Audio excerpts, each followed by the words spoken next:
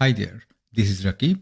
I will present our paper, a Psychometric Scale to Measure Individuals' Value of Other People's Privacy, where we propose a scale that can help research studying privacy issues of existing and emerging technologies.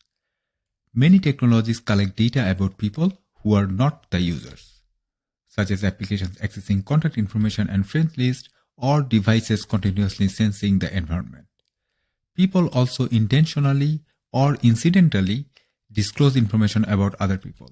For example, when we post photos online, often they reveal identity, location, and other sensitive data of people around us. Such data may facilitate harmful acts, including surveillance, stalking, and identity fraud. Collecting non-users' data at a massive scale can result in privacy harms that go beyond individuals and may lead to national crises. One such example is the Cambridge Analytica scandal. An app harvested data not only from its users but also from their Facebook friends, totaling to 87 million data subjects. This data was then reportedly used to profile people and influence their voting decision prior to the US presidential election in 2016. Many researchers have investigated privacy concerns of potential data subjects in different contexts and the perspectives of technology users. Studies proposed technical solutions including creating negotiation channels between users and data subjects and automated mechanisms to help users to protect non-users' data. Yet another line of research proposed behavioral nudges to encourage privacy-respecting behaviors. A fundamental gap in research is the absence of any mechanism to quantify whether a person cares about other people's privacy and by how much. Without such a measure, it is difficult to understand when there is a need for intervention, whether we should apply a technical or behavioral intervention, or how likely the intervention is to succeed. For example, if someone highly values other people's privacy, but their actions may threaten others' privacy, it could be due to their lack of knowledge about the potential harms, in which case an awareness intervention may be more appropriate. Or they may lack access to a privacy-enhancing tool or technical skills to use such a tool, in which case researchers may invent a usable tool or offer trainings to build technical skills. On the other hand, if an individual does not think that others' privacy is worth protecting, then nudges to alter their value system may be more appropriate. In this paper, we define the construct value of others' privacy and hypothesize that it is one of the fundamental driving forces behind altruistic behavior, such as protecting others' privacy by limiting technology's use or adopting privacy-enhancing tools. Our second contribution is creating a psychometric scale to measure this construct, and finally, we tested the scale's stability, robustness, and predictive power. Our construct is based on the theory of basic human values, according to which there are 10 fundamental values that drive all types of behaviors. These 4 values motivate behaviors in self-interest, and these 4 are socially focused values that motivate altruistic behaviors. We don't care too much about the other 2. We define the construct in a way to reflect some combination of these socially focused values, and we later empirically test whether the construct map onto these values. We define the value of others' privacy as the importance a person ascribes to the protection of other people's personal information. This entails also the ascription of importance to behaviors that are associated with protecting or putting at risk other people's personal information. Next, we developed a scale to quantify this construct. I will just gloss over the methods. So first, we generated items through surveying other researchers, literature review, and brainstorming sessions. Next, we refined the items and then validated these in a pilot study. In the first step of scale creation, we identified the factor structure through a user study and then empirically verified the factor structure through another study.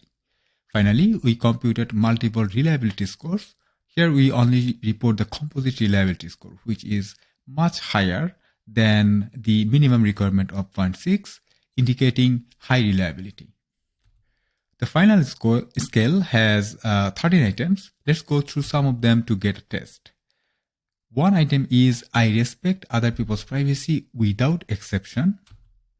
It is okay to listen to conversations of strangers in public places. So this is a reverse coded item.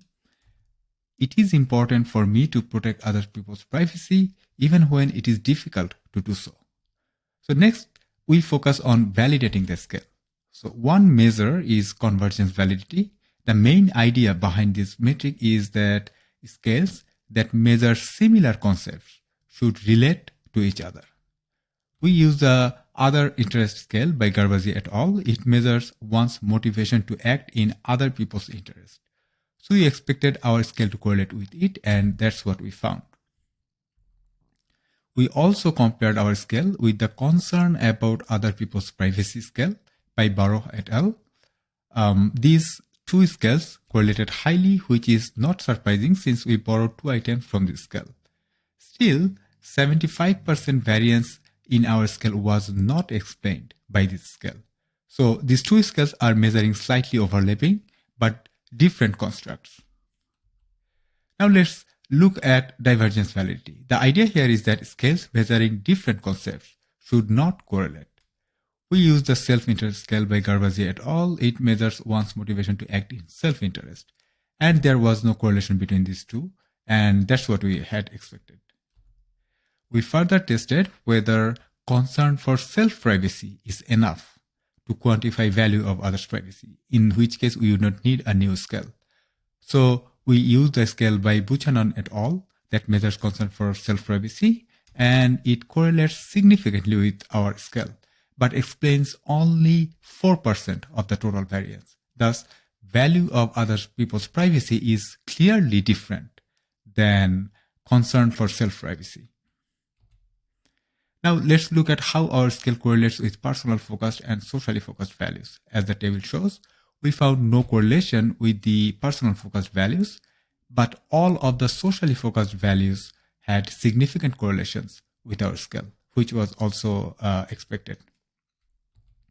Finally, we evaluated whether our scale can predict related behaviors and opinions.